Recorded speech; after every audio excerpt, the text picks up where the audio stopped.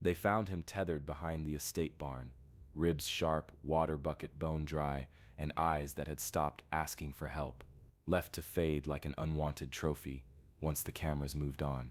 But fate doesn't always follow money. Sometimes it follows mercy.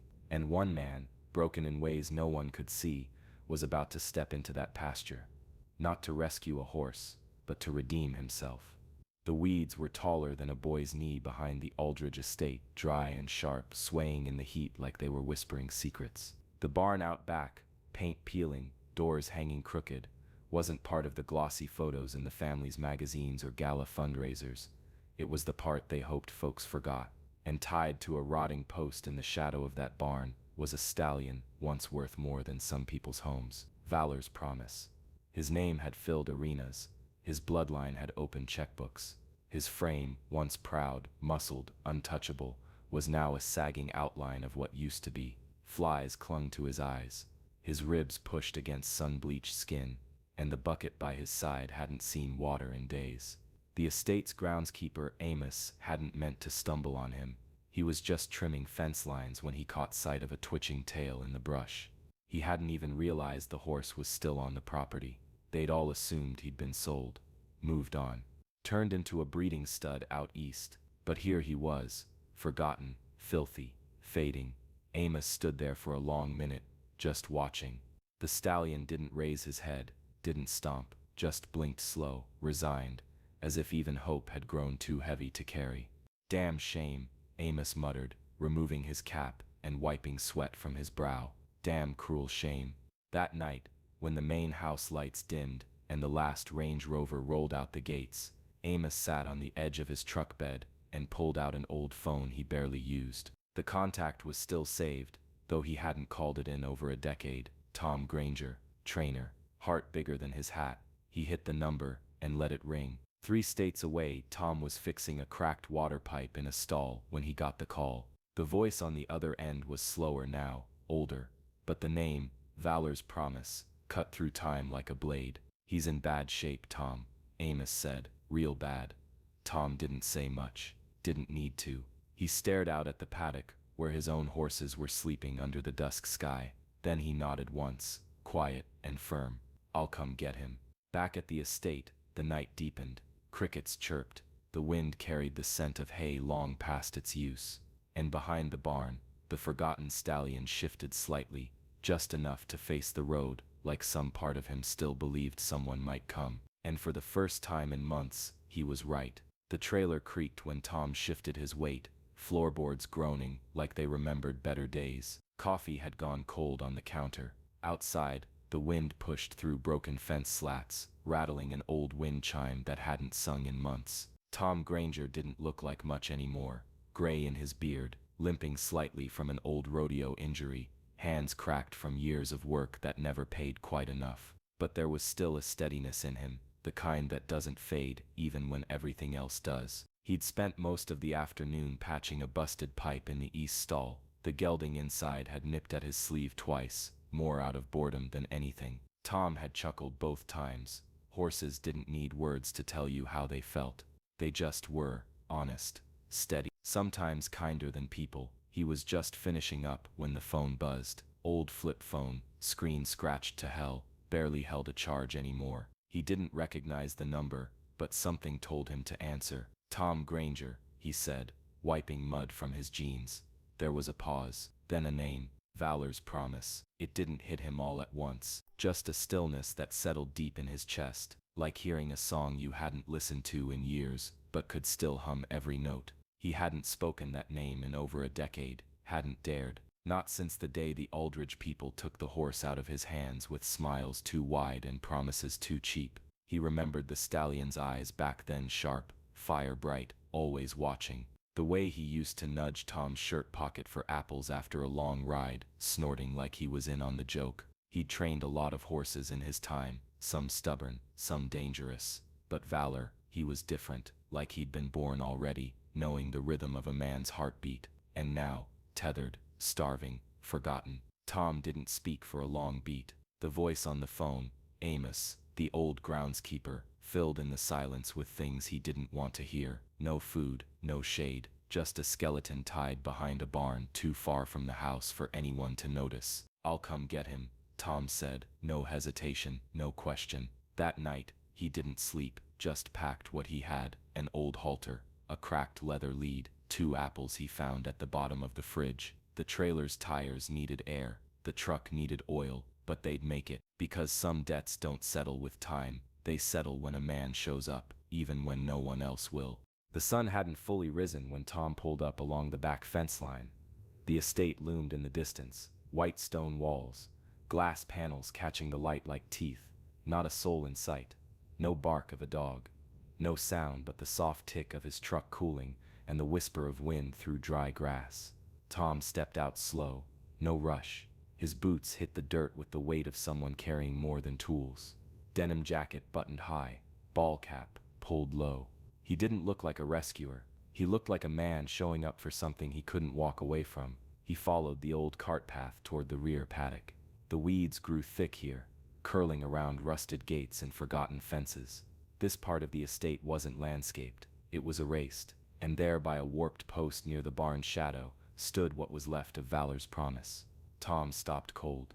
The stallion didn't lift his head, didn't even twitch an ear, just stood there, hips sunken, legs too thin, eyes dull and dry, a tangle of burrs in his mane, cracked hooves, a rope looped loosely around his neck, like someone meant to remember him and never did. Tom felt something in his chest seize.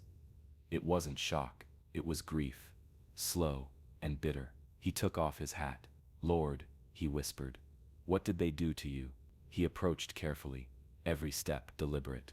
Valor didn't flinch, didn't move, but his eyes followed Tom's hands. There was still a flicker in there, small but not gone. Tom crouched beside him. The stallion's ribs rose and fell with slow, shallow breath. He reached out, palm open, letting the horse take him in. No tricks, no commands, just presence. "You remember me?" Tom asked softly. A pause, then barely. Valor shifted his weight, just enough to lean a fraction closer.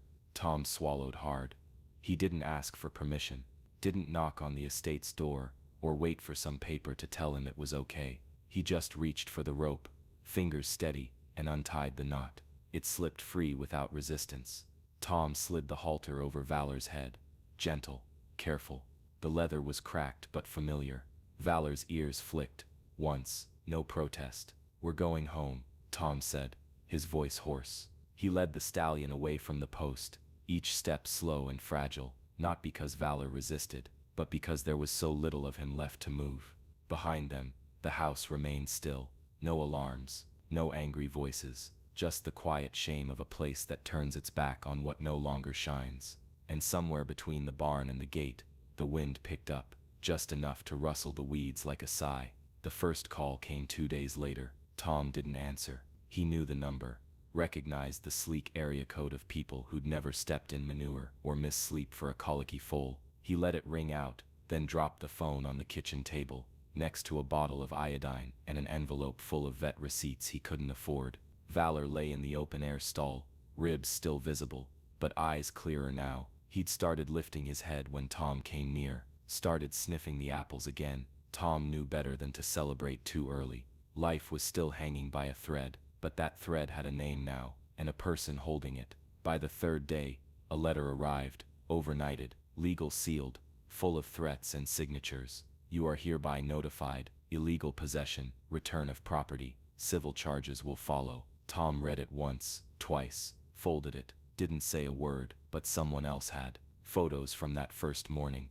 Tom's hand on the stallion's sunken frame, the rope slack in the dirt, had found their way online. Amos had snapped them. He hadn't meant to start a fire, just thought people should see what money forgets. But the fire caught anyway. By noon, the photos were everywhere. Once prized stallion found starving behind Aldridge Estate. Comments exploded. Animal welfare groups called. Volunteers showed up with feed, brushes, halters, tears. A vet came out for free. Said Valor had weeks, maybe days, if they hadn't moved him when they did. Preston Aldridge issued a statement, polished, sanitized, something about unauthorized removal, an ongoing investigation. He used the word trespassing twice, but the photos told a different story. Tom didn't go on camera, didn't rant on social media. He just stood by the paddock each evening, brushing Valor's coat with slow, practiced hands. The stallion flinched less each time when the animal welfare officer showed up with a clipboard and a quiet voice. Tom handed over everything: feed logs, vet notes, time-stamped photos. She nodded, said nothing at first. "You're filing for emergency ownership?" she finally asked. Tom glanced at the paperwork. A few forms, some affidavits, proof of abandonment. He nodded once. "I'm not doing it to be spiteful," he said. "I'm doing it because he won't survive going back." She studied him for a long moment, then she handed him a pen. By the end of the week, Preston's team had backed off, temporarily. The headlines had turned. The public had seen too much. Even his PR firm couldn't spin a dying horse tied behind a barn. But Tom wasn't celebrating. He was watching Valor sleep, still curled thin in the hay, still fighting. This wasn't about lawsuits. This was about breath, about keeping it in a body that had been discarded, and about standing still when everything else said run. The barn was quiet that night, save for the low creak of rafters and the soft rustle of hay as wind slipped through the cracked boards. Tom sat on an overturned bucket near the stall door, elbows on his knees, a wool blanket draped over his shoulders. He hadn't gone inside the house, not yet, not with the stallion laying there like that, stretched out on his side, too tired to lift his head. Valor's breathing came in shallow bursts. Every rise of his chest looked like it had to be earned. Tom hadn't seen him lie flat in years. Back then it meant rest. After long days, show winds, sunlit canters across open pasture. But now it looked more like surrender. Still, there was something in him. A twitch of the ear when Tom shifted. A soft exhale when he heard the man's voice. A quiet flicker, like embers under ash. "Don't you dare give up," Tom muttered, his voice barely more than gravel. He had cleaned Valor's wounds earlier, wiping mud and dried blood from the stallion's hind leg where the rope had rubbed raw. The water bucket had been drained twice already. Valor drank like he didn't know when he'd get more. And the grain barely touched, but a single bite was more than yesterday. Tom reached into his coat pocket and pulled out an apple, cut into quarters. He kept his hand open and flat as he leaned over the stall rail. "Just one, boy. One piece." Valor turned his head, slow, shaky. He sniffed once, then twice, and took the smallest bite. A wet crunch followed, loud in the stillness. Tom didn't smile. He just exhaled and closed his eyes for a second longer than a blink. That was enough. Outside, clouds gathered low over the hills. Rain teased the tin roof. The forecast said nothing was coming, but Tom knew storms didn't ask for permission. He laid a blanket in the corner of the barn, close enough to watch, far enough not to crowd. He left the stall door unlatched, not because he thought Valor would run, but because no living thing should ever feel trapped again. He stayed awake long after midnight, listening to the rhythm of breath, the shuffle of hooves against hay. At one point, Valor tried to stand. He rocked, braced, slipped, but then slowly, he made it to his knees, then upright, trembling but proud. Tom rose without a word, and just stood there, hands at his sides. The stallion didn't fall, and for the first time since that call, since the rope, since the shame of the estate barn, Tom let hope rise, not loud, not bright, just steady, like breath in the dark. The gravel crunched under her tires as Maya Dorsey pulled up to the weathered barn, camera bag in the back seat, boots still dusty from her last shoot at a flood rescue. She'd seen the post 2 nights ago, just a blurry photo, barely lit, of a horse with a spine too sharp for comfort and a rope dangling loose in the dirt. The caption was simple: "This is what the rich forget." It had gone viral within hours. Most reporters chased headlines. Maya chased the quiet stuff, the moments that didn't shout, but stayed with you. And something about that horse, the way he stared straight through the lens, like he knew exactly what had been done to him. She stepped out of the car, the wind tugging gently at her coat. The place looked forgotten. Leaning fences, a rusting water trough, a barn that had seen one too many winters. But the moment she stepped closer, she saw him. The stallion, Valor's promise. He stood slow and stiff in his stall, bones too visible, but upright, alert, watching. And beside him, one hand resting lightly on his withers, the other tossing hay, was a man who looked like he belonged to the same weather as the barn. Sun-scuffed skin, wrinkled denim, a ball cap pulled low. Tom Granger didn't notice her at first. He was humming, low, tuneless, something old, something kind. Maya didn't speak. She raised her camera, quiet, cautious, and let it roll. The frame held everything: the flicker of light through slats, the soft sound of hay falling, and the horse, lifting his head, just barely toward the man. Not out of instinct, but recognition. Click. The shutter sounded louder than it should have. Tom turned. "Didn't mean to interrupt," Maya said, stepping forward. "I'm not here for a fight, just wanted to see him." Tom studied her a moment, then nodded. "Once. Not many come to see him," he said. "They come for the mess, the blame." Maya lowered her camera. "I came for the truth." He looked back at Valor. The stallion shifted, nudged Tom's arm gently. The movement was subtle, but full of something quiet and ancient: trust. Later that evening, Maya uploaded a single frame to her station's feed. No clickbait, no headline screaming for outrage, just the image: a man humming to a dying horse, a horse lifting his head toward the sound, and the caption: "He still remembers who was kind." By morning, it had over 1 million views. By nightfall, it had rewritten the story, and Valor wasn't a discarded prize anymore. He was a symbol of what we choose to love when no one's watching. They came in beat-up trucks and borrowed sedans. Some brought buckets. Others brought brushes. One girl showed up with a sketchbook and left behind a charcoal drawing of Valor's eyes that made Tom go still for 10 whole minutes. No one rang the bell. No one asked for thanks. They just came. Donations followed. Bags of senior feeds stacked high against the barn wall. Hay bales delivered with handwritten notes tucked between the twine.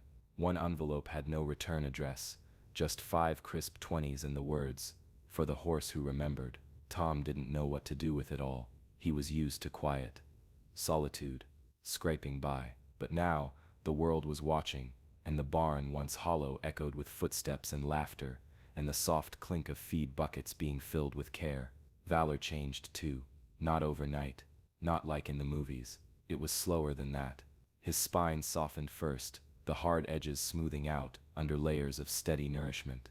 Then came the curiosity, ears flicking toward voices, head lifting when the barn door creaked open.